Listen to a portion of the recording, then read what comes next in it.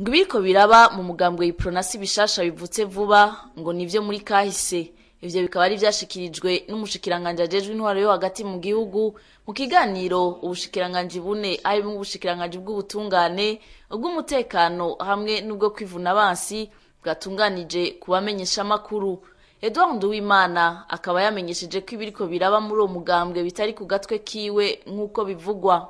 Umunsi si abantu bakoranira mu ibare cyangwa bakoranire mu nzu kwa kanaka mu gihe nabone bari barakuwe no mu izo nzego bahari bakiri muri processus yo kubareyintegra baca bavuga ngo turakuye abandi oya suko vyogenda naza yuko ico kibazo cy'abadasigana subwambe ni si cyavuba ni cyakera nibaje hamwe bicare batorenyisha ibibazo vyabo ariko kandi nibasaba yuko nabandi bo bafasha bazozabafasha ariko nibaza yuko no munsi ari ukuyoboka inzego zihari zirongowe na conseiller nibigira bakaja hamwe bagatuma ko inama ya komite executive bagatuma komite centrale mo bakicara bagatoranyisha ibibazo vyabo uko rero niko ikibazo kimeze jewe nibaza yuko twebwe twisunga amategeko na cyane cyane urubanza rwacitse rurinda kuja mu ngiro kandi dusura gusaba yuko atawo ushaka kwikikamukiza ngo ikibazo c'abadasigana akigire ikibazo kiri hagati y'abarundi kiri hagati y'inzego oya ni ikibazo cabo ibibazo bamwe babicamwo kandi bamwe babitorera inyishu nibaza yuko ni ikibazo gitorera inyishu hanyuma ku neza y'abadasigana cyane cyane.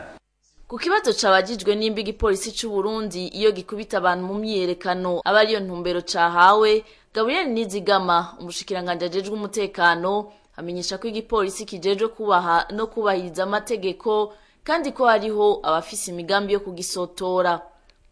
Twebwe rero igipolisi hageze manifestation non autorisée barafise ingene bakora mu gihe iyo uwo muntu cyangwa abo bantu batabyumvise hariho n'izindi mwaye muri izo zindi mwaye rero bakoresha nivyuka kugira ngo bishobore gufasha abo bantu bashobore gutandukana ariko nkumbure nimba harimo umupolisi umwe cyangwa uwundi bateye ibuye nawe nkumbure agafata intego kubera ishavu agakubita umupolisi baba bakubita umunyagihugu ivyo sivyo twe twigisha kandi sivyo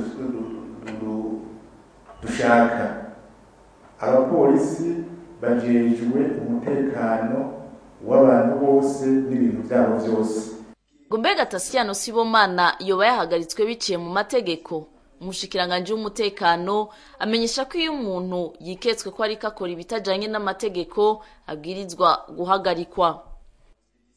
Imisi yose umupolisi aronse inkuru canke abonye ikintu gishobora guhungabanya amahoro n'umutekano arafise latitude yo gufata ingingo zose zijanye no gukinga kugira ntihagire ikintu kiba na cane cane agacakora amatohoza.